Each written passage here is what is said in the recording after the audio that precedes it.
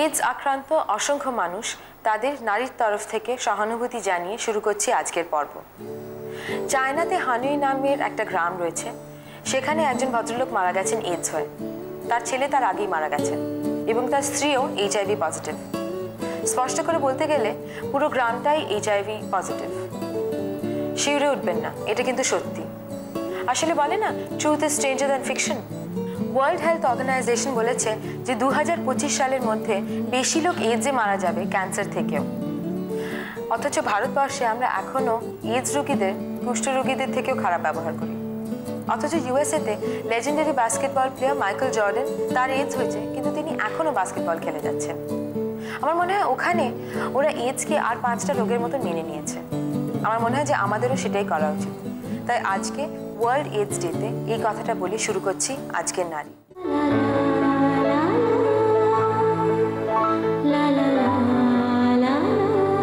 নমস্কার, নারীর কমিউনিটি নিয়ে এসেছি আপনাদের জন্য বিউটি সেগমেন্ট। আজ আমাদের সঙ্গে রয়েছেন আমাদের অতিথি সৃষ্টি বিউটি ক্লিনিক ও ট্রেনিং সেন্টারের শর্মিষ্ঠা সেনগুপ্ত। নমস্কার শর্মিষ্ঠাদি, আজ আমাদের দর্শক বন্ধুদের আপনি কি উপহার দিচ্ছেন? আজকে আমি তোমার পিম্পলস ট্রিটমেন্ট বাই মেরিগোল্ড। আচ্ছা, বাই মেরিগোল্ড মানে গাঁদা ফুল। আচ্ছা, এই যে পিম্পল ট্রিটমেন্টটা তো মানে আমাদের কাছে এখন খুব প্রয়োজনীয় হয়ে উঠেছে, কারণ সমস্ত ধরনের স্কিনেই কিন্তু মানে ড্রাই স্কিন ছাড়া এই তৈলাক্ত স্কিন বা আমাদের কম্বিনেশন স্কিনে বা সেন্সিটিভ স্কিনেও আমরা পাচ্ছি। আচ্ছা, এই যে পিম্পলটা হচ্ছে কেন, এটা যদি আপনি আমাদের অ্যাজ আ বিউটি থেরাপিস্ট আমাদের যদি একটু জানান। আমাদের তো স্কিনের অনেকগুলো লেয়ার আছে, অনেকগুলো গ্ল্যান্ড আছে। সেবাসিস গ্ল্যান্ড বলে একটা গ্ল্যান্ড আছে, সেখান থেকে সিবাম বলে একটা নির্গত হয়। সেই অয়েলটা যার যদি বেশি হয় তখন অয়েল সেক্রেশনটা বেশি হলে তখন অয়েলি হয়ে যায়। অয়েলটাতে বেশি পিম্পলস হয়, আর সেন্সিটিভ স্কিনেও পিম্পলসটা হয়। আসুন আজকে দর্শক বন্ধুদের আমরা আপনার এই অ্যাপ্লিকেশনটা দেখাই। আপনাদের সকলকেই তো বলেছিলাম আমাদের ফেস অফ উইকের কথা। ফেস অফ দ্য উইক এবারে হয়েছেন আমাদের মডেল নিতু মিশ্রা। কংগ্রাচুলেশনস। আচ্ছা দিদি, আমাদের দর্শক বন্ধুদের যদি একটু বলে দেন মানে কি কি জিনিস দিয়ে আপনি ওর এই মানে ট্রিটমেন্টটা করবেন? মূলত গাঁদা ফুল দিয়ে তার পাতা, আচ্ছা, তার পাপড়ি এবং কাণ্ড দিয়ে পুরো প্রত্যেকটি জিনিস তৈরি হচ্ছে, মানে পুরোটাই হার্বাল প্রোডাক্টস। ক্লিনজার থেকে শুরু করে টোনার অবধি প্যাক সমস্তটাই আর কি ভেষজ, সম্পূর্ণ ভেষজ। আচ্ছা, তো প্রথমে আমি কি করেছি যে ক্লিনজারের জন্য একটা গাঁদা ফুল 500 গ্রাম নিলাম, তার সঙ্গে 2 লিটার জল দিয়ে সেদ্ধ করব। আচ্ছা, মানে ফোটাতে হবে। হ্যাঁ, ফুটিয়ে একটা যখন মোটামুটি 15-20 মিনিট যখন ফুটে যাবে, ফুটিয়ে ওই জিনিসটা হলো, মানে কাঁচটা হবে। কাঁচটা নয়, তোমার এই যে গ্রিন জিনিস, সবুজ জিনিসটা, এটা দিয়ে আমি ক্লিনস করি। আমরা তো জানি যে গাঁদা ফুল প্রচন্ড অ্যান্টিসেপটিক, আচ্ছা, পাতা প্রত্যেকটা, তার জন্য এই যে সেন্সিটিভ স্কিনের জন্য, বিশেষ করে অয়েল স্কিন যাদের গ্রহণ হয় তাদের জন্য খুব দরকার। আর ঘরোয়া পদ্ধতি, আমরা নিম পাতাটা কিন্তু শুনে থাকি, নিম পাতাও লাগছে। আচ্ছা, কিন্তু গাঁদা ফুলটা আমরা চট করে আমার মনে হয় সকলে জানেন না। এটা দিয়ে আমাদের ক্লিনজিংটা হয়ে গেল। এরপরে কি লাগছে? একটা সলিউশন তৈরি করব গাঁদা ফুল দিয়ে। গাঁদা ফুলের পাতা, ফুলের পাপড়ি আর নিম পাতা, ওই তিনটে সলিউশন। ওই যে পুরো ওই এটা এই সবুজটা, এটা ওইটা দাও একটু প্লিজ। এটাই না, তার পরেরটা। এটা কি? এটা হচ্ছে গাঁদা ফুলের পাপড়ির রস। আচ্ছা, পাপড়ির রসটা এটা কি মিক্স করতে হবে দুটো? হ্যাঁ, আরেকটা আছে নিম পাতার রস, এই যে। আচ্ছা, এটা কতটা নিলে হবে? 2 চামচ যতটা লাগবে তার উপর নিলেই যথেষ্ট। এটাও 2 চামচ।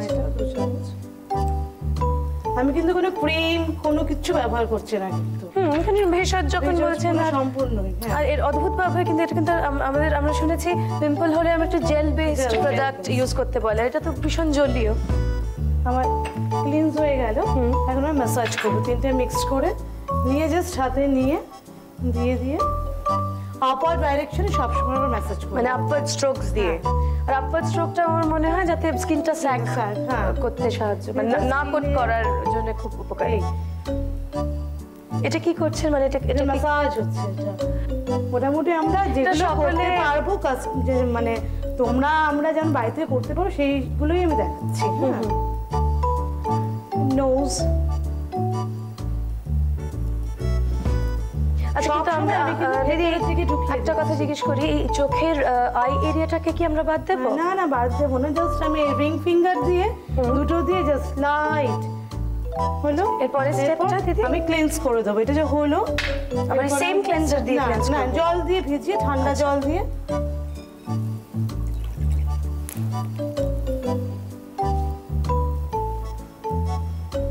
এরপরে আমি black hands and whites remove করব। আচ্ছা ওই ক্লেন্সারটা কিন্তু ওই যে তুমি ওদিকে যেটা ওটা কিন্তু গাঁদা ফুল দিয়ে কি করেছি জানো তো? গাঁদা ফুল দিয়ে সেদ্ধ করে বললাম যে ফুটিয়ে আপনি রসটাকে বার রসটাকে তৈরি করেছি। তৈরি করে তারপর ফ্রিজে রেখে দিতে পারি, কিন্তু কিচ্ছু নষ্ট হবে না। আচ্ছা নিজে নিজে করলে তো টুইজার দিয়ে ব্ল্যাক হেডস গুলো তো অনেকেই পারবে না করতে, তো কাউকে বললে হবে? মানে যদি বললে বাড়িতে হবে, মা কিছু না জানো, দেখো তুমি এরকম ভাবে ধরবে একটু আপওয়ার্ড, জাস্ট সব কিন্তু আপওয়ার্ড কিন্তু। আচ্ছা অনেকে আবার এখানে হোয়াইট রিস হয়, এখানে একটু জিপটা দাও। দেখো ওর খুব একটা নেইও, ও পিম্পলস আছে কিন্তু একদমই পিম্পলস হয়েছে। মানে পিম্পল ছিল, এখন সেটা হালকা স্পটস আছে, পিম্পল হিসেবে এখন নেই, স্কিনটা বেশ ভালোই ভালো আছে। সেনসিটিভ স্কিন আবার কিন্তু ওর, জানো তো। আমি আবার ক্লিনস করে নিচ্ছি। আচ্ছা ব্ল্যাক অ্যান্ড হোয়াইট রিমুভ করার পর আবার ক্লিনস করে আবার কোল্ড কমপ্রেস করব। শীতকালে প্রয়োজন নেই, হ্যাঁ কারণ ঠান্ডা লাগাতে হাত আর গাঁদা ফুল তো এমনি আমরা শীতকালে পেতাম, কিন্তু এখন তো সব হল আবার ইয়ারেই পাওয়া যায় মোটামুটি। নেক্সট প্যাক দেবো। আচ্ছা প্যাকটার জন্য কি কি দরকার? নিম পাতা বাটা আর গাঁদা ফুলের যে পাপড়ি দেখো, এই পাপড়িগুলো বাটা হচ্ছে আর পাতা বাটা, এই তিনটে একসঙ্গে মিক্স করবো। মিক্স করে মুলতানি আর চন্দন বাটা মিক্সিং এর সঙ্গে লাগিয়ে। আচ্ছা সেটা কি এটা? হ্যাঁ ওটা দেখবেন ওইটা।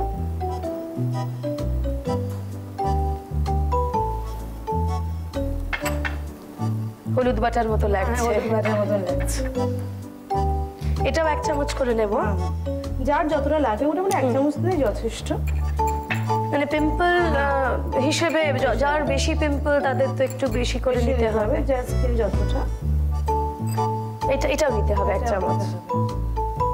এই নিয়ে জাস্ট সামান্য মুলতানি মিষ্টি আর চন্দন মিষ্টি একসঙ্গে আছে।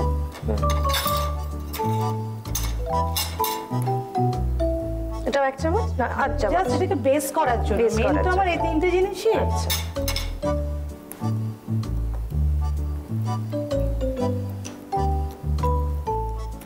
একটা ব্রাশ দিয়ে ব্রাশ করে আমি জাস্ট করে সেটা হালকা করে লাগিয়ে দেব। সেটা কি পিম্পল যেখানে হয়েছে সেইটুকু এরিয়া না পুরো মুখ জুড়ে? মুখটাকেই লাগবে। আচ্ছা কারণ সত্যি পিম্পল একনি প্রবলেমটা তো এখন এটা ব্রাশ দিয়ে লাগানো যাবে না, যেহেতু হাত দিয়ে লাগালে খুব বেটার। এটা যদি করে একদম বাড়িতে যদি মোটামুটি সপ্তাহে 3বার 4বার করতে পারে। আচ্ছা 3-4 বার করলে আমার স্কিনের উপর যদিও হার্বাল কোনো প্রবলেমই নেই, মানে কোনো ক্ষতি হবে না, হওয়া উচিত না। দেখো এখন শুকিয়ে গেছে ব্যাগটা মোটামুটি। এবার আমাকে তুলে ফেলতে হবে। আচ্ছা কি করে তুলবো এটা আমরা? জাস্ট মুখে লাগাবো রুমালটা ভেজা, আপওয়ার্ড ডাইরেকশনে। আমি যখনও মুছবো প্যাকটাও তুলবো আপওয়ার্ড ডাইরেকশনে। এটা কিন্তু আস্তে আস্তে ভেরি ইম্পর্টেন্ট, এটা আমাদের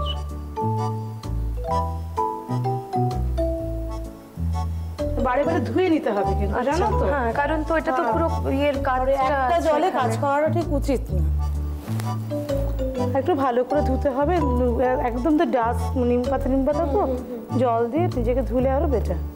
এরপর আমি এটাকে গোলাপ জল দিয়ে এবার বোধহয় তুলো এটা টোনারটার জন্য লাগবে।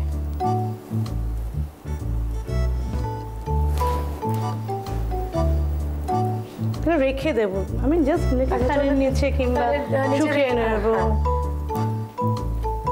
আর এই টোনারটা যে আমরা দিচ্ছি সেটাতে আমাদের পোরস গুলো আরো টাইট হয়ে যাচ্ছে। অসংখ্য ধন্যবাদ আপনাকে শর্মিষ্ঠা দি, খুব ভালো লাগলো। তাহলে দেখলেন তো এই মেরিগোল্ড ফেশিয়ালটা কি, অনেক তথ্য পাওয়া গেল তাই না? আমাদের এই বিউটি সেগমেন্ট কেমন লাগলো অবশ্যই লিখে জানাবেন। আর আপনাদের মধ্যে থেকে কেউ যদি শর্মিষ্ঠাদির সঙ্গে যোগাযোগ করতে চান সে বিষয়ে আমাকে লিখতে ভুলবেন না। আর কম্পিটিশনের কথাটা, আপনাদের জানা যদি কোনো ভালো সেরা ইউনিক বিউটি টিপ থাকে আমাদের সেটা পাঠিয়ে দিন। সবার বিউটি টিপের মধ্যে থেকে আমরা বেস্ট বিউটি টিপকে বেছে নেব এবং যার বিউটি টিপকে বেছে নেব তিনি পাবেন নারীর তরফ থেকে একটি আকর্ষণীয় পুরস্কার। আর ফেস অফ দ্য উইকের কথা মনে আছে তো? আপনারা চট করে একটা ছবি আমাদের পাঠিয়ে দিন। আপনাদের কাছে সেটা থাকতে পারে বা আপনারা তুলেও পাঠিয়ে দিতে পারেন। সকলের ছবির মধ্যে থেকে আমরা সেরা ছবিকে নারীর পক্ষ থেকে করব ফেস অফ দ্য উইক এবং তিনিও পাবেন আকর্ষণীয় পুরস্কার এবং সুযোগ পাবেন এখানে এসে যোগদান করার। তাহলে আজকের ফেস অফ দ্য উইক মানে আমাদের মডেল নিতু মিশ্রা পাচ্ছেন আজকের পুরস্কার মির্চ মশালা তরফ থেকে একটি গিফট ভাউচার। কংগ্রাচুলেশনস নিতু। আজকের এই বিউটি সেগমেন্ট এখানেই শেষ করছি। নমস্কার।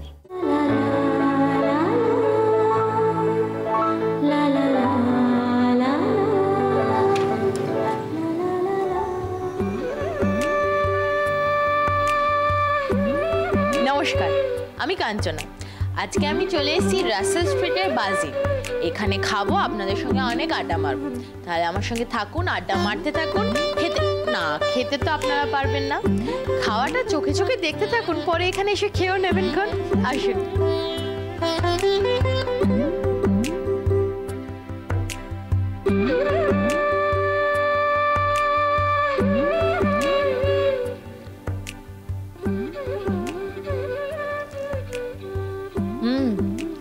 যেটা আমি খাচ্ছি সেটা হচ্ছে ফ্রাইড বেবিকর্ন।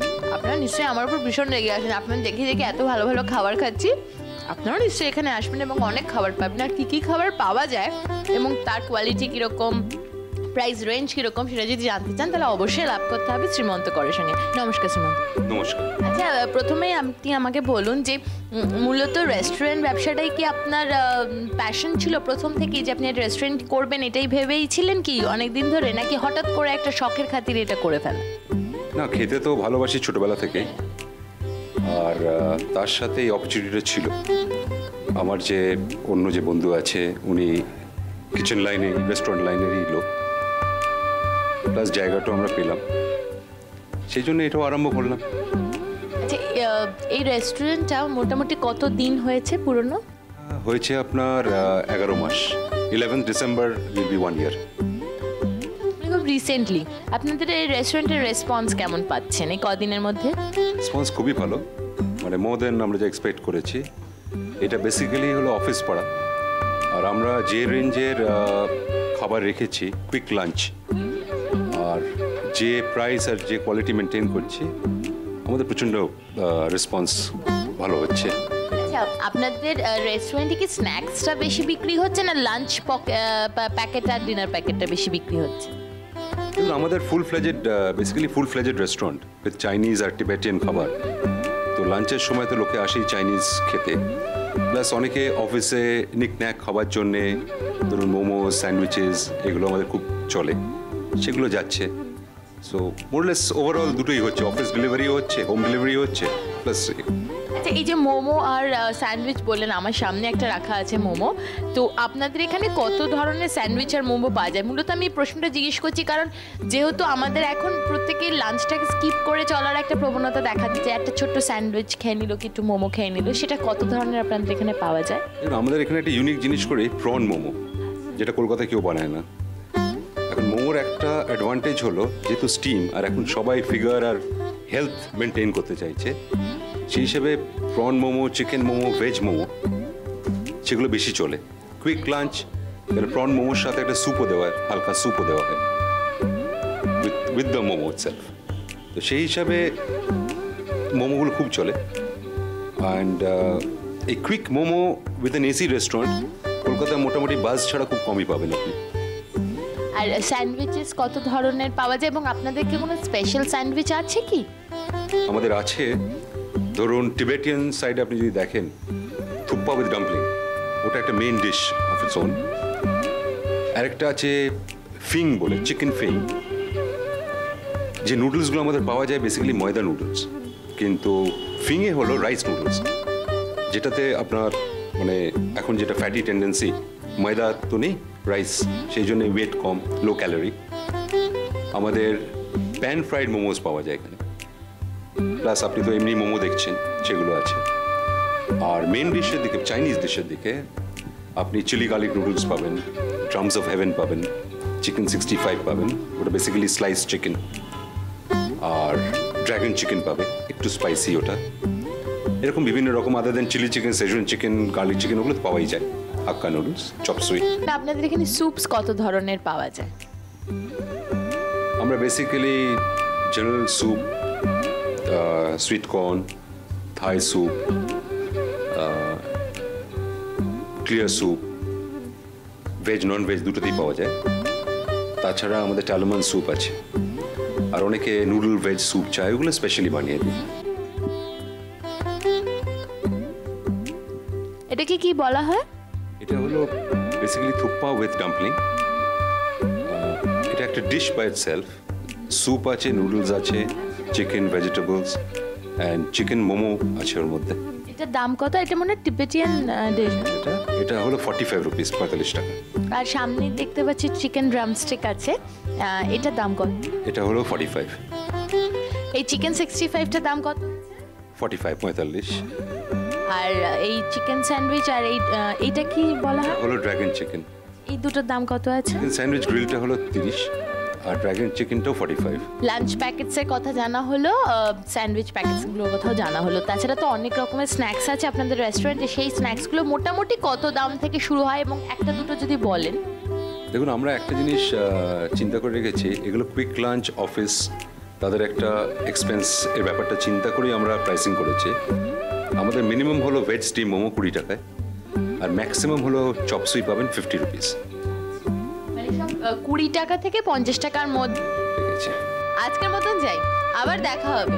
পেট পুজো তো হলো, আরেকদিন নয় আপনাদের সঙ্গেই হবে, একসঙ্গে খেতে খেতে অনেক গল্প। নমস্কার, ভালো থাকবেন।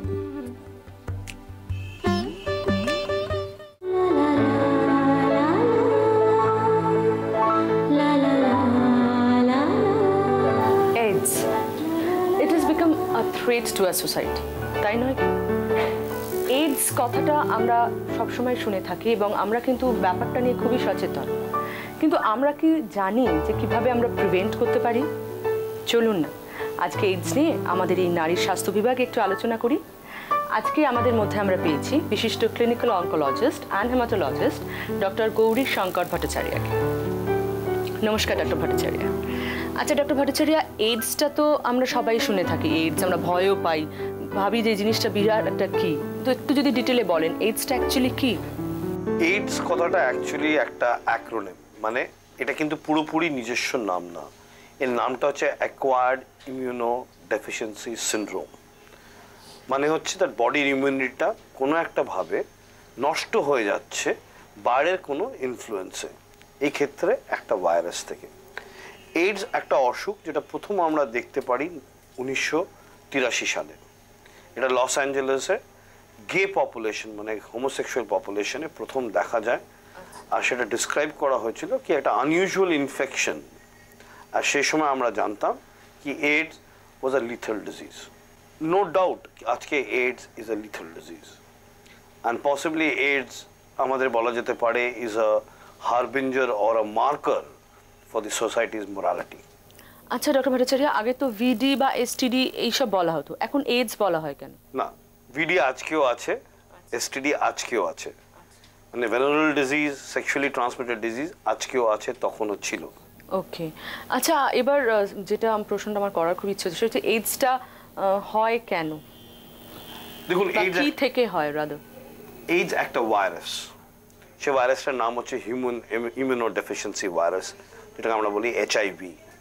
এইচআইভি এখন আমরা রাইট নাও জানি মানুষকে ইনফেক্ট করার মতো এইচআইভি 3টে আছে, এইচআইভি 1, 2 and 3। এই এইচআইভিটা যখন আমাদের বডিতে ঢোকে, এই ঢোকার পদ্ধতি হচ্ছে দুটো। একটা কোনো রক্ত নালে রক্ত প্রোডাক্ট যদি বাই চান্স মানুষের দেহের মধ্যে ঢোকে, নালে কোনো একটা রক্ত কন্টেনিং যেরকম একটা নিডল নালে কিছু যেটা প্রিন্ট পিক করে সেটার থেকে হতে পারে। আর দ্বিতীয় নম্বর হচ্ছে from a sexually transmission, that is by কোনো from a physical relationship which is basically a direct, যেটাতে সহবাস বলা হয়, সেরকম ওটার থেকে এটা হওয়ার চান্স সবচেয়ে বেশি। আচ্ছা, তা মানে প্রিভেন্ট করা যাবে কি করে? ওয়ান, সবচেয়ে সোজা হিসাবে বলতে গেলে দ্যাট যখনই ব্লাড দেওয়ার দরকার আছে, ব্লাড প্রোডাক্টস দেওয়ার দরকার আছে, তাতে বেস্ট প্রিকশন হচ্ছে ব্লাড টেস্ট করে নিয়ে যেন এইচআইভি না থাকে সেরকম ব্লাড দেওয়া, যে ডোনারের কাছ থেকে ব্লাড নেওয়া হবে তাকে টেস্ট করে দেখা তার জন্য এইচআইভি পজিটিভিটি না থাকে সেরকম ব্লাড ডোনারের কাছ থেকে নেওয়া। Second part is to make sure that you avoid any form of unsafe sex, or in case that cannot be avoided is to have a safe form of sex and to use the right form of precautions that are required. আচ্ছা, AIDS হলে কি মৃত্যু অবধারিত? মানে আমরা তো প্রত্যেকে ভয় পাই যে এইডস মানেই মারা যাবে, তাকে একটা সমাজ থেকে যেন নির্বাসন দেয়া হচ্ছে, এরকম একটা ট্রিটমেন্ট আমাদের দেশে আছে। এক নম্বর কথা, কোনো এইডস রোগী তাকে নির্বাসন দেওয়া, তাকে পিটিয়ে মেরে ফেলা, নালে পাথর দিয়ে মেরে ফেলা, নালে তাকে জেলে বন্ধ করে রাখা খুবই অন্যায়। আজ থেকে বেশ কিছুদিন আগে একটা লোকের টিবি হলে তার সঙ্গে ঠিক একভাবে ব্যবহার করা হতো।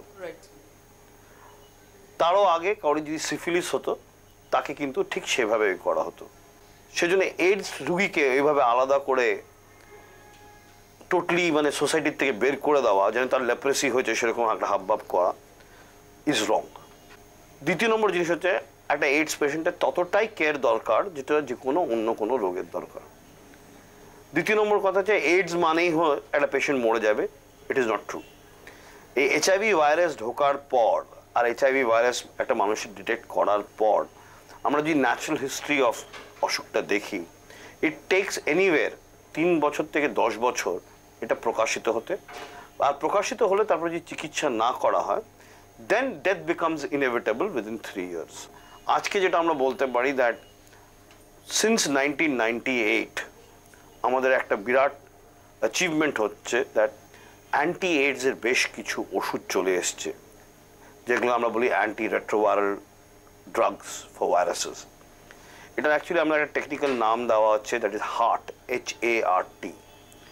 আজকে হার্টের যুগে আমরা যেটা বলতে পারি, যদি ঠিকভাবে একটা রোগীকে চিকিৎসা করা হয়, একটা এইডসের পেশেন্ট তার জীবনটাকে ঠিক ততটাই নর্মাল বেঁচে থাকতে পারে যতটা আপনি আর আমি। আচ্ছা। And there is a possibility in near future that properly used heart ঠিকভাবে ট্রায়াল করলে এইডস কিন্তু সেরে যাওয়ার চান্স খুব বেশি। মানে আজকে সে সুযোগে আমরা দাঁড়িয়ে আছি। হ্যাঁ, যেটা আমি শুরুতে বললাম কি এইডস থেকে যেটা আমরা শিখতে পারি, কি করে পাবলিক ওপিনিয়ন মোবিলাইজ করা যায়, আমি আপনাদেরকে একটা সাধারণভাবে একটা এক্সাম্পল দিচ্ছি। বিল গেটস একটা ফাউন্ডেশন তৈরি করেছে যেটাকে বলা হয় এইডস ফাউন্ডেশন। সেই ফাউন্ডেশন কিন্তু চারিদিকে আজকে বিভিন্ন এইডস রুগীদের, সেটা মেইনলি ল্যাটিন আমেরিকান কান্ট্রি আর সাউথ আফ্রিকান কান্ট্রিজে ওষুধ কিন্তু দিচ্ছে। এই জায়গাটাতে আমি ভারতবর্ষী হয়ে খুব গর্বিত বোধ করি একটা কথা বলতে, দ্যাট আজকে সবচেয়ে সস্তা এবং সবচেয়ে এফেক্টিভ এইডসের ওষুধ যে সারা পৃথিবীতে সাপ্লাই করা হচ্ছে, সেটা কিন্তু হচ্ছে আমাদের ইন্ডিয়ান কোম্পানির আছে যারা কিন্তু এটা তৈরি করছে। আচ্ছা ডক্টর ভট্টাচার্য, যদি ধরা পড়ে এইডস হয়েছে তাহলে কি করা উচিত সঙ্গে সঙ্গে? একটা লোকের যখন ধরা পড়েছে এইডস হয়েছে, আমাদের প্রথম দেখতে হবে তা সে শুধু কি এইডসের যে টেস্ট পজিটিভ, না এইডসের কোনো অসুখ থেকে সে ভুগছে।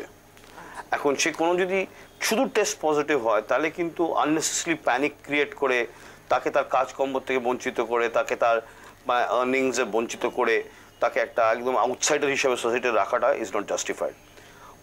হি শুড বি অ্যালাউড, তাকে একদম তার নর্মাল কাজকর্ম অ্যালাউ করা উচিত। মানে আমি আপনাকে একটা আইডিয়া দিচ্ছি, ইউএসএতে জর্ডন বলে এক ভদ্রলোক ছিল যে বাস্কেটবল খেলতো। He was found to have AIDS positive, কিন্তু হি ওয়াজ নেভার অস্ট্রাসাইজড। উনি কিন্তু সেই বাস্কেটবল খেলে গেছে, and now also is doing very well after his treatment.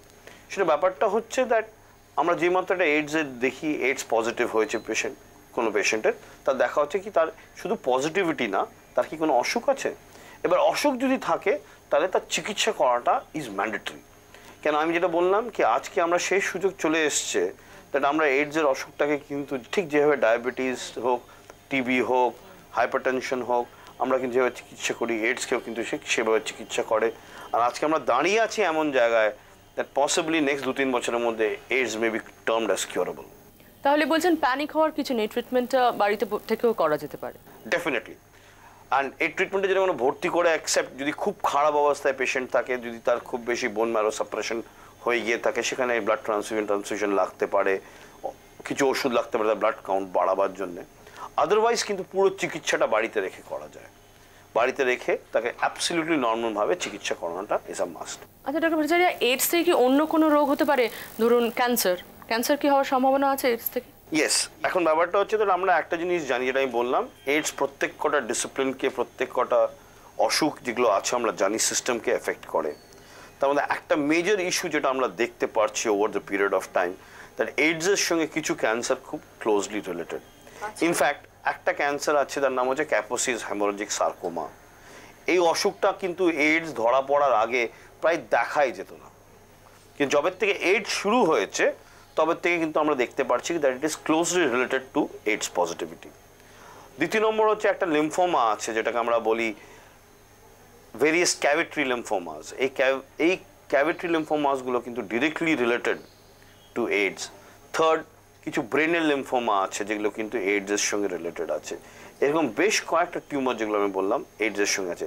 কিন্তু যেটা আমি বললাম দ্যাট আমাদের একটা বিরাট অ্যাচিভমেন্ট হয়েছে ফ্রম 1997-98, হার্ট জবের থেকে এসছে আমরা দেখতে পাচ্ছি দ্যাট হার্টের চিকিৎসার পর এই ক্যান্সারগুলো ইনসিডেন্স কিন্তু আস্তে আস্তে কমতে আরম্ভ করে দিয়েছে, and that has been a major achievement for this. আচ্ছা, একটা জিনিস আমার জিজ্ঞেস করতে ইচ্ছে হচ্ছে, এখন তো গভর্নমেন্ট বলুন বা বিভিন্ন অর্গানাইজেশন থেকে এইডসের জন্য যে অ্যাওয়ারনেস প্রোগ্রামসগুলো করা হচ্ছে, অনেকেই করছে, তাতে কি আমাদের সোসাইটিতে কোনো অ্যাডভান্সমেন্ট হচ্ছে? মানে লোকে যাদের ধরুন কারোর এইডস হয়েছে, আগে তো মানুষ লজ্জা পেত, যেত না, ডাক্তারকে বলতো না, চেপে যেত, সেটা কি হচ্ছে?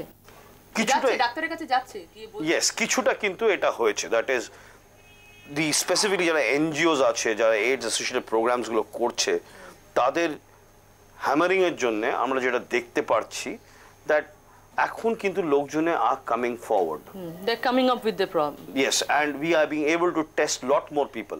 আজ থেকে 10 বছর আগে কাউকে যদি বলা হতো তার ব্লাড এইডস টেস্ট করা হবে, সে কিন্তু কোনোদিনই ভলেন্টিয়ার করতো না। আজকে কিন্তু তারা ভলেন্টিয়ার করছে। দ্বিতীয় নম্বর হচ্ছে মোস্ট ইম্পর্টেন্ট জিনিস যেটা আমরা দেখতে পাচ্ছি, দ্যাট শুরুর দিকে যখন প্রথম এইডস ধরা পড়তে আরম্ভ করলো ইন্ডিয়াতে, যেভাবে লোকজনকে বাইরে ছুঁড়ে ফেলে দেওয়া, সোসাইটিতে না রাখা, চাকরিতে বের করে দেওয়া, এগুলো কিন্তু আস্তে আস্তে কমছে। মানে to be very honest with you, I think একটা খুব পাওয়ারফুল টিভি ক্যাম্পেইন যেটা চলেছিল, যেটাতে দেখানো হচ্ছে একটা বাচ্চা একজন খুব রেনাউন্ড অ্যাক্ট্রেস তাকে হ্যান্ডেল করছে and kissing and saying that kissing does not cause AIDS. I think that was a very good ad and a very good campaign. কেন ওই ক্যাম্পেইনটা has made an impact in a lot of people. কেন একটা যে বললাম রক্ত দিয়ে AIDS হয়, and unfortunately দুটো গ্রুপ অফ বাচ্চা আছে যাদের খুব বেশি রক্ত লাগে। একটা হচ্ছে হিমোফিলিক্স আর একটা হচ্ছে আপনার থ্যালাসেমিক্স। আর এই দুটো বাচ্চাদের মধ্যে কিন্তু আমরা খুব বেশি এইডস দেখতে পাচ্ছি এখন। আচ্ছা, এরকম কিছু আছে যে কোন ক্লাসে এইডসটা বেশি দেখা যায়, কোন ক্লাসে কম দেখা যায়, এরকম কি কিছু আছে? AIDS is a disease that we are seeing on two extremes.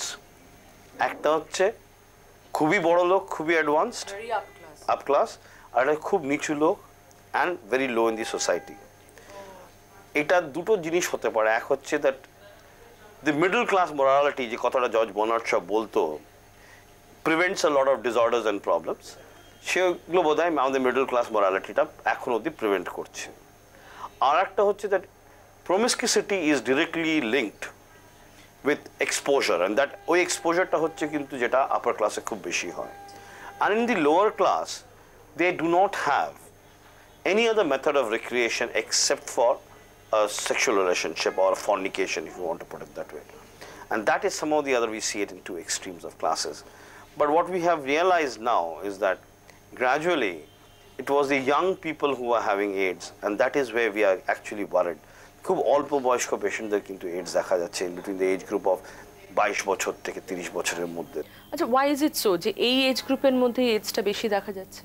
দেখুন, এই এজ গ্রুপের যে প্রবলেমটা আছে, as we know that adventurism, মানে যেটাকে আমরা বলি, and experimentation with life is very common in young adults.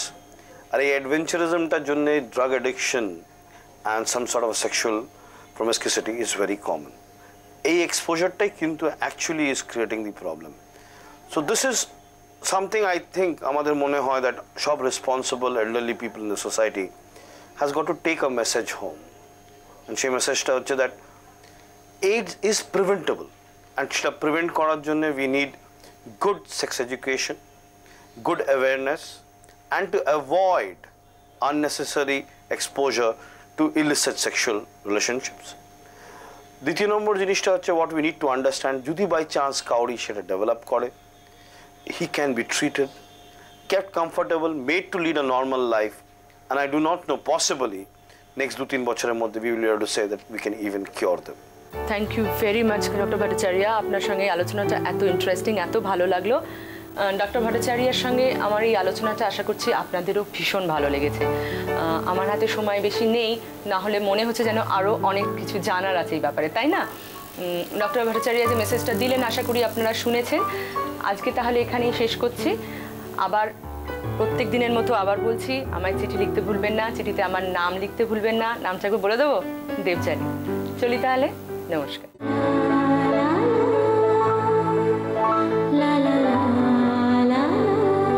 আমি মনামি, আপনাদের সবাইকে নারীর রান্নাঘরে সাদর আমন্ত্রণ। হ্যাঁ, আজকেও আমি একটা নতুন রান্না নিয়ে চলে এসেছি আপনাদের কাছে। আর সেই জন্য আমার সঙ্গে আজকে আছেন চন্দ্রিমা চন্দ। চন্দ্রিমাদি, আজকে আপনি আমাদের কি নতুন রেসিপি শেখাচ্ছেন? আজকে আমি শেখাবো মশলা বেগুন। মশলা বেগুন? আচ্ছা, কি কি লাগছে মশলা বেগুনে? মশলা বেগুনে লাগছে ছোট বেগুন, সর্ষের তেল, মেথি অল্প ফোড়ন দেওয়ার জন্যে, তারপরে পেঁয়াজ বাটা, আদা বাটা, রসুন, হলুদ, লঙ্কা, ধনে, জিরে, ধনে পাতা কুচি, তেঁতুল গোলা জল, আচ্ছা, চিনি আর নুন। আচ্ছা আচ্ছা, একটা কথা জিজ্ঞেস করি, এই যে বেগুন, ছোট বেগুন যেটা নেওয়া হয়েছে, এটা কি স্পেশালি মানে এই রান্নাটার জন্য এই ছোট বেগুনই দরকার? হ্যাঁ, এই রান্নাটার জন্য ছোট বেগুনই ভালো হবে। শুরু করি আমরা? গ্যাস অন করব আগে? আগে আমি বলিনি, এই বেগুনটা একটু নুন মাখিয়ে রেখে দিতে হবে, মিনিট 15 মতন। মিনিট 15 মতন নুন মাখিয়ে? শুধু নুন? হ্যাঁ, শুধু নুন মাখিয়ে রেখে দিতে হবে।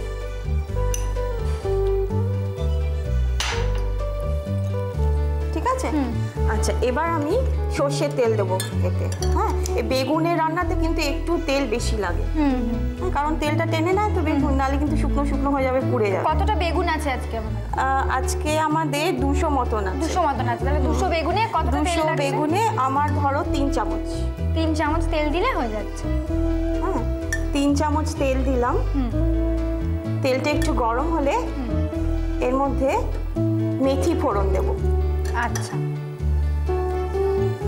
আচ্ছা, এই যে রেসিপিটা, এটা তোমার কি নিজের রেসিপি? না, এটা আমার মায়ের রেসিপি। তোমার মায়ের রেসিপি? এটা আমি খেতে খুব ভালোবাসতাম, আর যেটাই খেতে ভালোবাসি মার কাছ থেকে জেনে নিই কি করে করতে হয়। আচ্ছা, তোমার মা আজকে দেখছেন তো?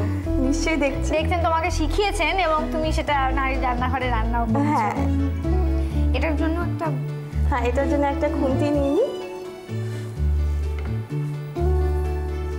আচ্ছা, মেথিটা ফোড়ন দিই না, বেশিক্ষণ রাখতে হবে না, কারণ এটা কিন্তু জ্বলে গেলে তেতো লাগে। মেথিটা জ্বলে গেলে তেতো লাগে, তেতো লাগে অল্প দিয়ে। হ্যাঁ, দিয়েই সঙ্গে সঙ্গে অন্য মশলাগুলো দিয়ে দিতে হবে। ঠিক আছে, এটা মেথিটা গোটাই দেওয়া হচ্ছে, মানে গুঁড়ো করা বা এরকম কিছু দেওয়ার ব্যাপার নেই? খুব অল্প লাগছে, অল্প একটু মেথি। মেথিগুলো অল্প অল্প একটু লাল লাল হয়েছে। হ্যাঁ, লাল লাল ভাজা ভাজা। এবার আমি পেঁয়াজটা দিয়ে দিই। 2 পেঁয়াজ বাটা, 1 চামচ আদা আর রসুনও 1 চামচ। হ্যাঁ, রসুন 1 চামচ। এবার একটু নেড়ে নিই। এটা একটু ভাজা ভাজা হয়ে গেলে এবার আমি গুঁড়ো মশলাগুলো দিয়ে দেবো। আচ্ছা, এই গন্ধটা যে আসছে, এটা কি আদা রসুন দেওয়ার জন্য? আদা রসুন দেওয়া প্লাস মেথির একটা গন্ধ আছে ভীষণ, ওইটা ভীষণ ভালো লাগে, মেথির গন্ধটা। আর এটা রান্না শেষ অবধি থাকে গন্ধটা। আচ্ছা, এর মধ্যে দেবো আমি হলুদ 1 চামচ। 1 চামচ হলুদ, আর লঙ্কা আমি 1/2 চামচ দিলাম, যে যেরকম ঝাল খায় সেরকম দিয়ে নেবেন। লঙ্কা গুঁড়ো, ধনেটা একটু বেশি লাগে। হ্যাঁ, ধনেটা 4 চামচ। হ্যাঁ, ধনে গুঁড়োটা 4 চামচ। ধনে গুঁড়ো বেশি 4 চামচ। আর জিরে গুঁড়ো 1 চামচ। এবার এবার একটু সামান্য জল দিয়ে মশলাটাকে কষিয়ে নেব।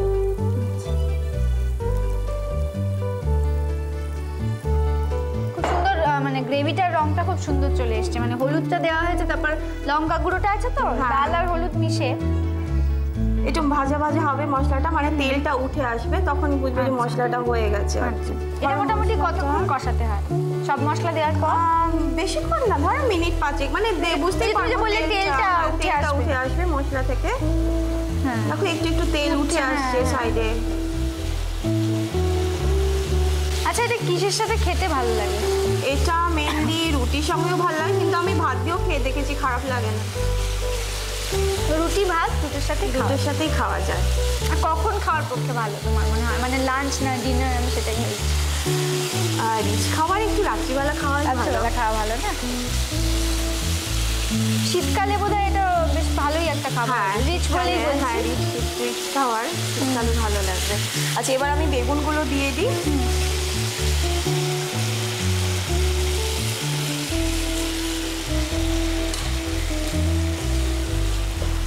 এবার বেগুনগুলো একটু ভাজা ভাজা হবে।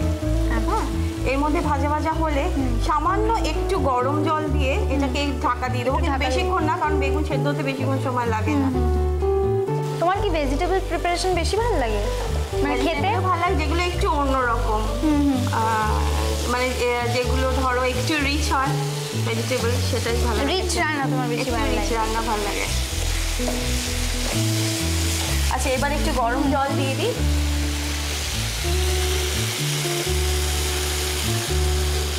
অল্প গরম তো? হ্যাঁ, অল্প গরম জল দিয়ে এটা একটু ঢেকে দিতে হবে। আচ্ছা, ঢেকে দিয়ে গ্যাসটা একটু কম আছে করে। কতক্ষণ মতন রাখতে হবে ঢাকার পর? মিনিট, কারণ দেখবে বেগুনগুলো একটু নরম নরম হয়ে আসে, বেশি নরম হয়ে গেলে আবার গলে গিয়ে ঘ্যাট হয়ে যাবে এটা একেবারে। চন্দ্রিমাদি দেখো তো এবার এটা। হ্যাঁ, দেখি বোধহয় হয়ে এসছে। হ্যাঁ, হয়ে গেছে। ঠিক আছে, এবার আমি এটা একটু ওখানে রাখো। এবার আমি এর মধ্যে তেঁতুল গোলা জলটা দেবো। আচ্ছা আচ্ছা, এই তেঁতুল গোলা জলটা কেন? একটু টক টক স্বাদ। মানে এটা কি শুধু তেঁতুল গোলা জলটাই দিতে হবে, বা কোনো লেবুর রস বা কিছু? লেবুর রস আর তেঁতুল মধ্যে ডিফারেন্স আছে, দেখবে যদি লেবুর রস দিয়ে মেকআপ করতে চাই না তেঁতুলের ব্যাপারটা, স্বাদটা কিন্তু একটু অন্যরকম হয়ে যায়। হ্যাঁ, এটার পরে আমি একটু চিনি দেবো। আচ্ছা, একটু চিনি দিতে হবে। মানে টকটা দেওয়া হয়েছে তো, মিষ্টি এরকম খেতে হবে এটা। আর নুন তো আমি দিয়েছি একটু, বেগুনে মাখানো ছিল, বেগুনে মাখানো ছিল। নুন যদি দরকার হয় তাহলে দিতেও পারে কেউ, আর যদি না দরকার হয় তো হয়ে গেল, স্বাদ অনুযায়ী আর কি। তো এটা মোটামুটি হয়ে এসছে। হ্যাঁ, যেখানে ঢেলে দিই। গ্যাসটা অফ করে দেবো? হ্যাঁ,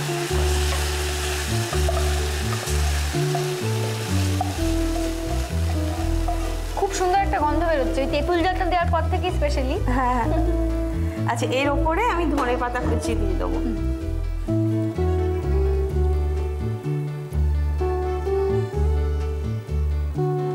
ব্যাস, রেডি। আমিও টেস্ট করি।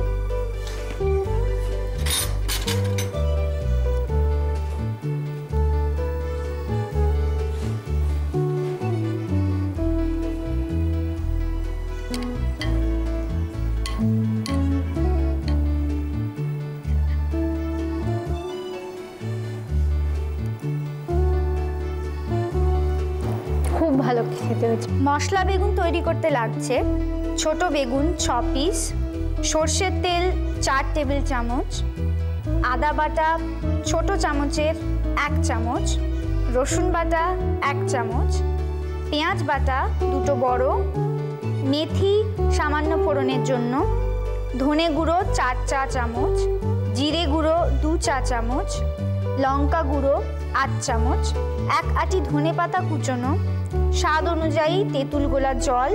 বেগুনগুলি লম্বা করে চিড়ে নিয়ে তাতে নুন মেখে মিনিট 20 রাখুন। এরপর পাত্রে তেল দিন। তেল গরম হলে তাতে মেথি ফোড়ন দিন। আদা, রসুন ও পেঁয়াজ বাটা একসঙ্গে ঢেলে দিন। একটু ভাজা ভাজা হলে তাতে লঙ্কা, ধনে, জিরে গুঁড়ো ও সামান্য জল দিয়ে মশলা কষান। মশলা থেকে তেল বেরিয়ে গেলে তাতে বেগুন দিন। বেগুনগুলি মশলার সঙ্গে নেড়ে সামান্য একটু গরম জল দিয়ে ঢাকা দিয়ে দিন। বেগুন সেদ্ধ হয়ে গেলে তাতে স্বাদ অনুযায়ী তেঁতুল গোলা জল দিয়ে দিন। জলটা একটু শুকিয়ে বেগুন মাখা মাখা হলে ধনেপাতা কুচি ছড়িয়ে পরিবেশন করুন। আমাকে চটপট চিঠি লিখে জানিয়ে দিন কীরকম খেতে হলো। আর আপনাদের কাছে যদি এরকম মিষ্টি মিষ্টি টক টক কোনো নতুন রেসিপি থাকে সেগুলোও আমাদের লিখে জানান, কারণ সেরা রেসিপি যিনি পাঠাবেন তিনি কিন্তু অনেক পুরস্কার পাবেন, আর তার সঙ্গে নারীর রান্নাঘরে এসে মনামির সঙ্গে রান্না করারও সুযোগ পাবেন।